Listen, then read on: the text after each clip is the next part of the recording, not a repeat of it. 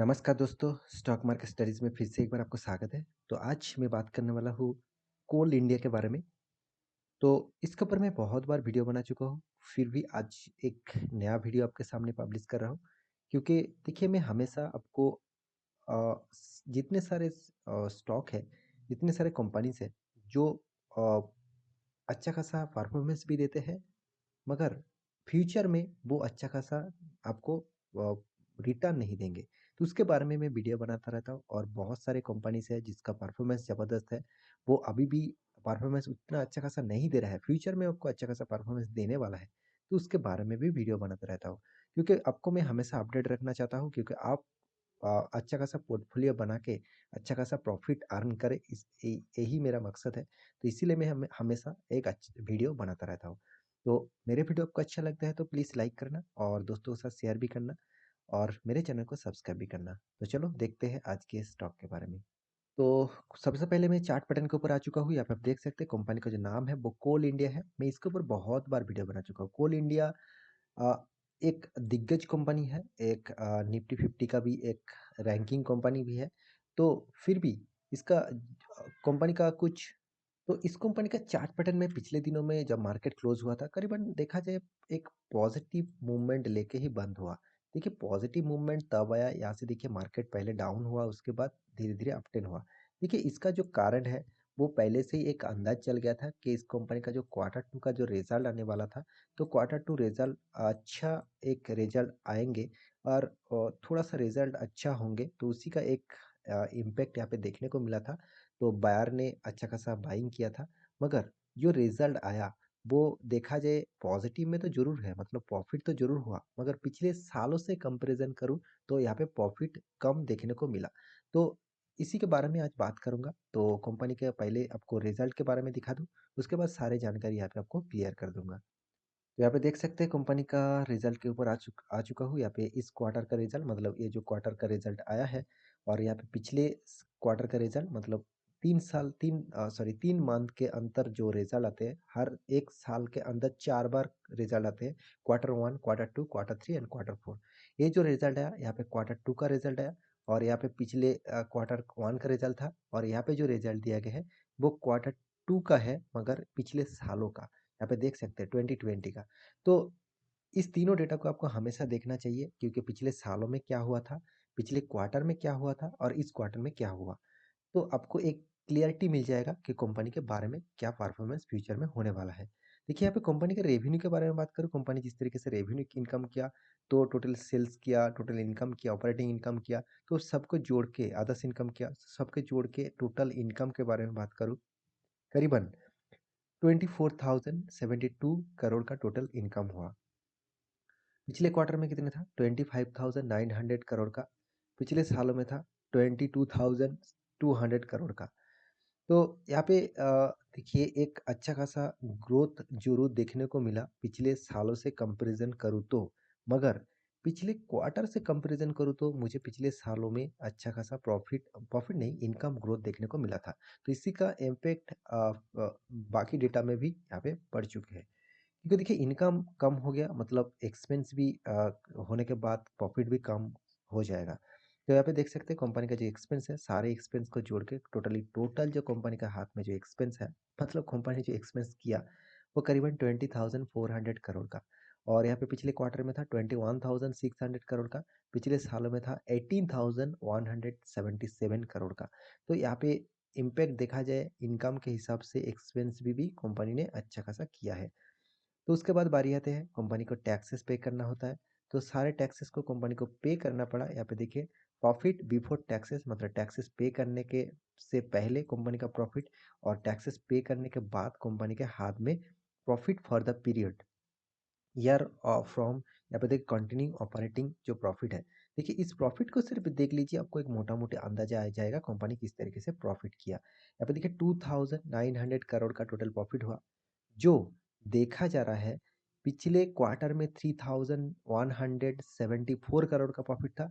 पिछले सालों में इनकम कम हुआ था, मगर प्रॉफिट देखिए यहाँ पे 2,951 करोड़ का प्रॉफिट हुआ।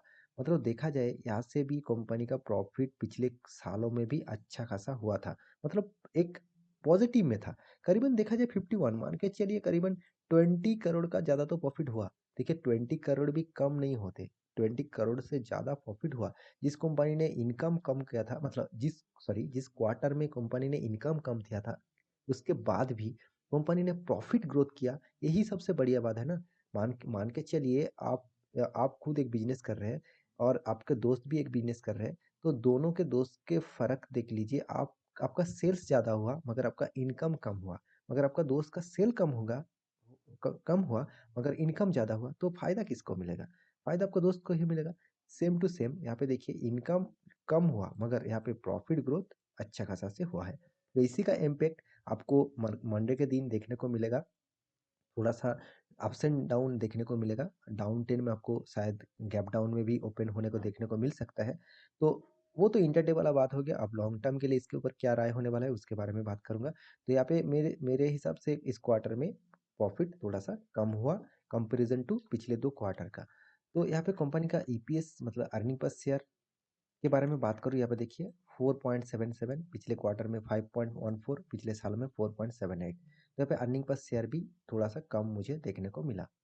तो कंपनी का कैश फ्लो के बारे में बात करूँ मतलब cash flow from the operating के बारे में बात करूँ सिर्फ एक आपको फिगर दिखा देता हूँ। यहाँ पे देखिए प्रॉफिट बिफोर टैक्सेस। आप प्रॉफिट बिफोर टैक्सेस ही देख लीजिए आपको क्लियरिटी मिल जाएगा।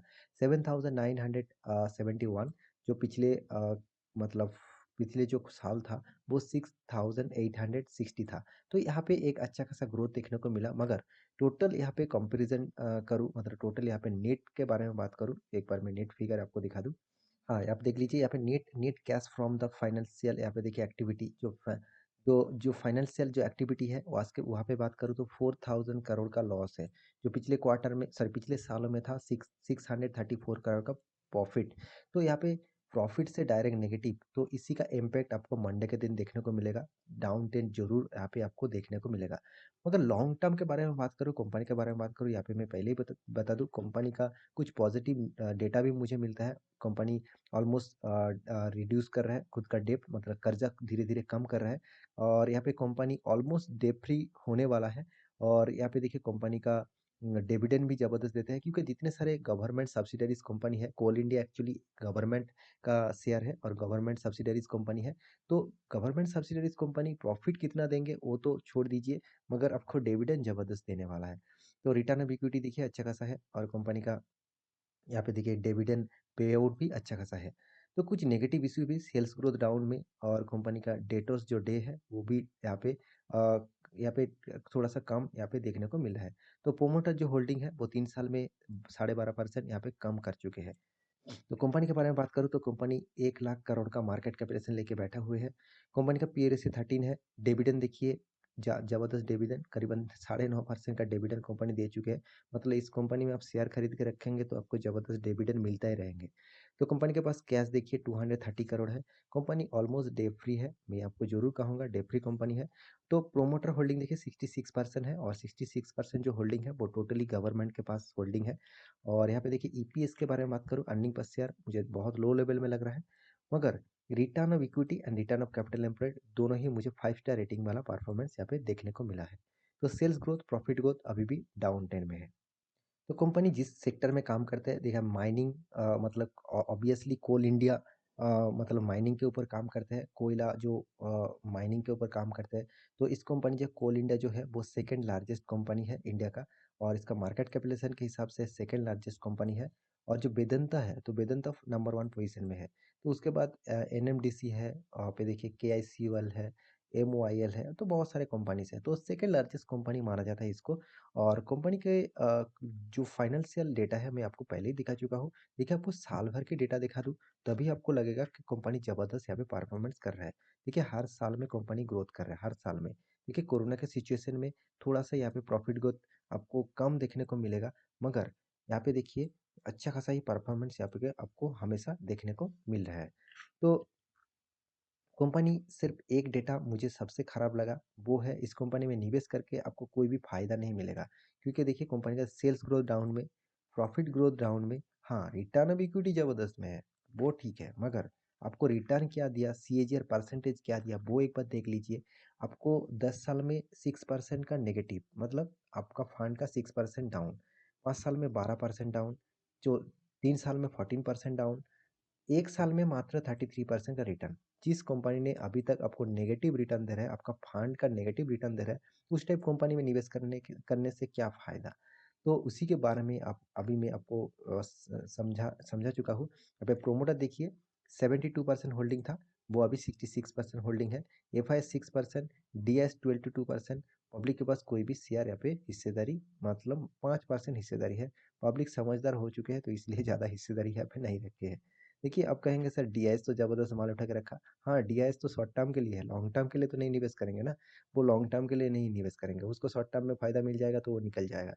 तो पब्लिक क्या करेंगे, लॉन्ग टर्म के लिए निवेश करेंगे, उसको लगेगा अभी इतना सस्ते में माल मिल रहा है, 150 के नीचे यहाँ पे माल मिल रहा है, तो फ्यूचर में 500 रुपये चला जाएंगे तो मुझे ज़बरदस्त प्रॉफिट हो जाएगा। देखिए 500 भी जा सकते हैं, मगर कंपनी का जो मेन डेटा अटके हुए पड़े हैं वो है कंपनी, देखिए यहाँ पे इसका जो पेरेंट ऑर्गेनाइजेशन है वो मिनिस्टर ऑफ कोल है, मतलब गवर्नमेंट ऑफ इंडिया है। तो गवर्नमेंट इंडिया का शेयर आप देख सकते हैं, मैक्सिमम चार्ट पैटर्न आपको यहाँ पे देखिए डाउन ट्रेंड। मतलब आपका इस टाइप कंपनी में निवेश कभी भी नहीं करना चाहिए। जब तक कंपनी का परफॉर्मेंस इस तरीके से अपटर्न नहीं होता तब तक निवेश मत करिए, क्योंकि जब फास्ट दिन से आप निवेश करके रखे थे तो आपका फंड 51% का डाउन ट्रेंड, मतलब आप 1 लाख रुपया निवेश करके रखे थे तो आपका फंड 50,000 हो चुके हैं। तो इस डेटा को आप फॉलो करिए और डेटा को आप सारे डेटा चेक करिए, उसके बाद आपको लगे इस कंपनी में निवेश करना चाहिए तो आप निवेश कर सकते हैं। मगर मेरे हिसाब से इस टाइप कंपनी से दूरी रहे तो अच्छा है। कंपनी गवर्नमेंट की हो और जिसकी भी हो, अभी भी परफॉर्मेंस मतलब रिजल्ट अच्छा होने के बाद भी इसका परफॉर्मेंस नेगेटिव में है, तो इस टाइप कंपनी से दूरी रहे तो अच्छा है। उससे भी जो बहुत अच्छा खासा कंपनी आपको मिल जाएगा फ्यूचर में, तो उस टाइप कंपनी के ऊपर आप निवेश कर सकते हैं। तो आशा करता हूँ सारी जानकारी आपको मिल चुका है। तो मेरे वीडियो अच्छा लगे तो लाइक करना, दोस्तों के साथ शेयर भी करना। मिलते हैं अगले स्टॉक लेके, तब तक के लिए अच्छे से रहिए, अपने ख्याल रखिए।